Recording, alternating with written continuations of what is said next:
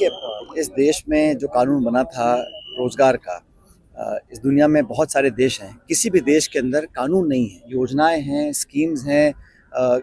मन माने तरीके से लोग कभी कभी रोजगार देते थे। जब राजस्थान में अकाल पड़ते थे तब रिलीफ वर्क होता था, तो अधिकारी, प्रशासन के लोग, एमएलए एमपी मन माने तरीके से सीमा बांधते थे, इतने दिन काम करेंगे, इसको काम देंगे।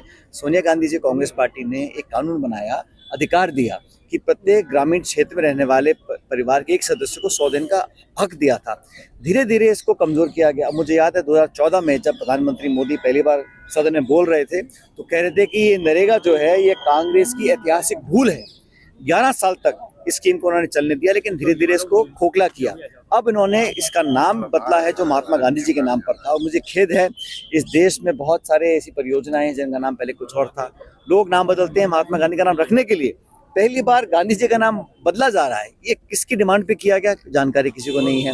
हम लोग विरोध कर रहे हैं कि नरेगा जो एक गरीब तबके में इस देश में जो खाई बन गई है, आज हम सब जानते हैं, अमीर बहुत अमीर हो गया, गरीब बहुत गरीब हो रहे हैं। तो सबसे कम तबके के लोग हैं, सबसे निर्धन लोग हैं, उनके पास ग्रामीण क्षेत्रों में एक सुरक्षा कवच था।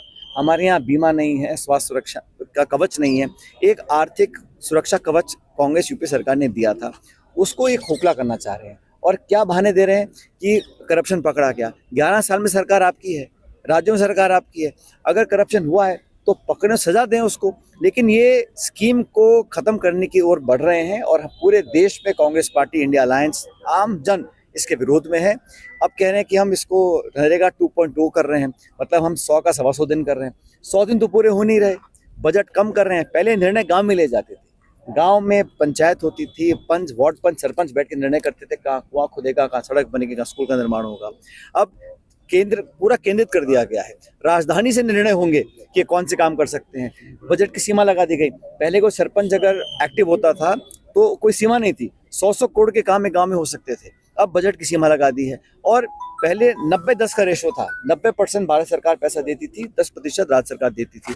अब 60-40 कर दिया। कौन सी राज्य सरकार है जो इतना बोझ वहन कर सकती है? मतलब ये पिछले दरवाजे से इस नरेगा को खत्म करना चाहते हैं। और मुझे लग रहा है कि बजाय कोई सकारात्मक काम करें, बड़े बड़े उद्योगपतियों के लिए आप निजीकरण कर दीजिएगा, एयरपोर्ट का, हवाई अड्डे का, रेलवे का, बांध का, खान का।